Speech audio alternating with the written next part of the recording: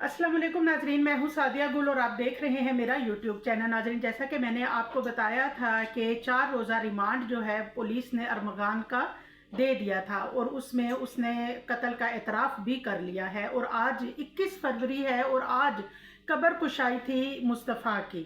नाजरीन, जैसे ही डॉक्टर सुमैया सैयद की सरबराही में कब्र कुशाई की गई तो उसके बाद जो बड़े दर्दनाक मनाजर थे वहाँ पे मुस्तफ़ा के जो वालिद हैं वो भी मौजूद थे और वो अपने बेटे के लिए बड़े अफसुर्दा थे।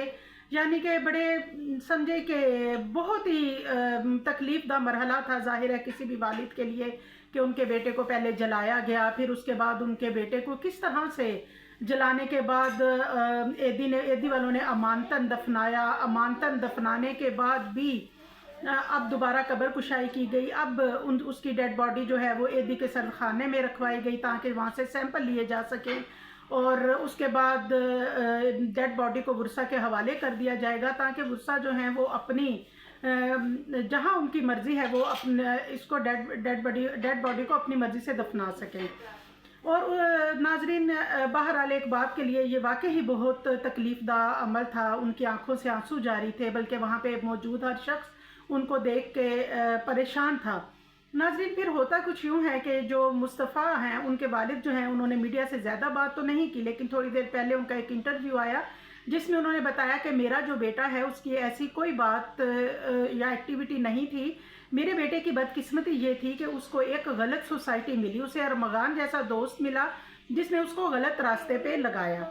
और दूसरी बात यह है नाजरीन कि जैसा कि मैं अब अरमगान के हवाले से भी बात करूं तो उसमें बहुत सी चीज़ें सामने आई हैं कि जिन लोगों से उसकी खारबाजी होती थी या दुश्मनी होती थी, उसने शेर पाले हुए थे, बाकायदा वो इन शेरों से डराता था अपने दोस्तों को, या ऐसे कोई भी मामला हो जाता था असले की नमूदो नुमाइश करता था और उस जब दिल चाहा किसको डरा लिया।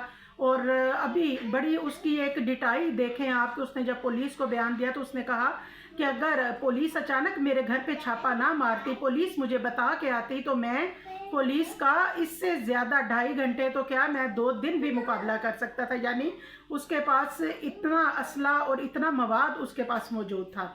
अब नाजरीन, DHA में ये मामलात जो हैं ये रोज़मर्रा का मामूल बनते जा रहे हैं। आप सब लोग जानते हैं कि जाहिर है जब ये पार्टीज़ अरेंज होती हैं, न्यू ईयर पार्टीज़ हो जाएं या DHA में जो भी पार्टीज़ अरेंज होती हैं उनमें लड़कियां, ड्रग्स और पैसा और मंशियात, ये चीज़ें तो सरे फहरिस्त हैं।